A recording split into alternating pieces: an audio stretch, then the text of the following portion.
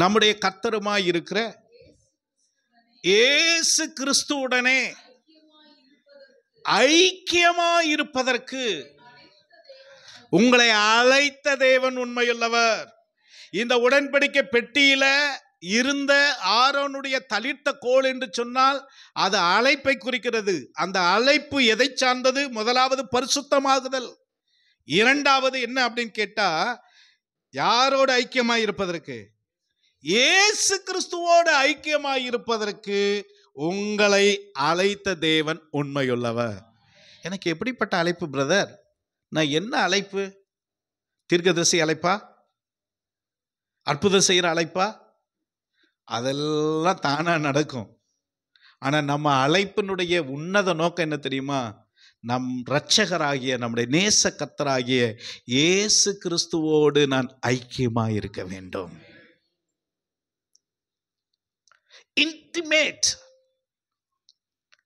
அந்த நெருக்கம், நகமும் சதையும் என்று சொல்வார்களே, ஈருடல் ஓர் உயிர் என்று சொல்வார்களே, அதை போல நம்முடைய ஆவி, ஆத்மா, சரீரம் இந்த ஆண்டவரோடு ஐக்கியமா இருக்கிறது தான் கர்த்தர் நம்மை அழைத்திருக்கிறார்.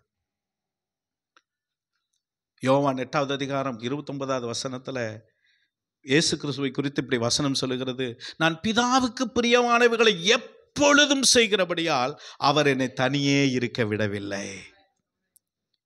அல்லேலூயா.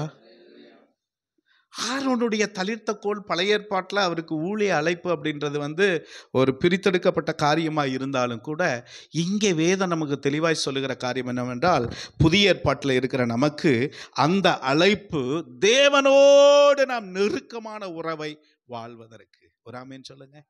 அன்னைக்கு இருந்த ஆரோனுடைய கோல் இருந்த அழைப்பு, ஆரோனே மகா பரிசுத்த ஸ்தலத்துல வருஷத்துக்கு ஒரு முறை தான் போக முடியும். ஆனா நமக்கு அப்படி அல்ல.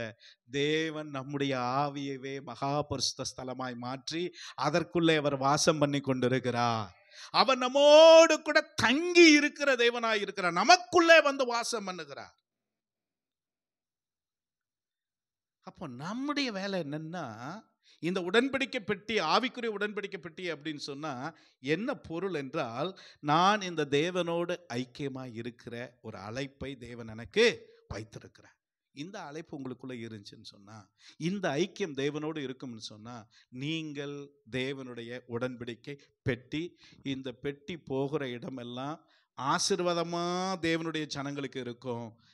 எதிராளிகளுக்கு எழுந்தருளும் கர்த்தாவே, உம்மை பகைக்கிறவர்கள் சிதறடித்து போவார்களாக என்று சொல்லுகிறதை போல நிறைய பேருக்கு கலக்கம் இருக்கும். நம்ம போனாலே சில பேர் சந்தோஷப்படுறாங்கன்னா, அவன் கர்த்தருடைய ஆவியை, நம்ம ஒத்த ஆவி உடையவன். நம்ம பார்த்தாலே ஒரு சில பேர் அலறான் அப்படின்னு சொன்னா, அவனுக்குள்ள ஏதோ தாகோனின் சிலை இருக்குன்னு அர்த்தம். எத்தனை பேர் சொல்றது புரியுது? நிறைய பேர் என்னை ஏற்றுக்கொள்றது இல்லை பிரதர். ஒரு மார்க்கமா பார்க்குறாங்கன்னா பிரைஸ் தி லார்ட். நிறைய பேர் அப்படியே தெரிச்சு ஓடுறாங்கன்னா பிரைஸ் தி லார்ட்.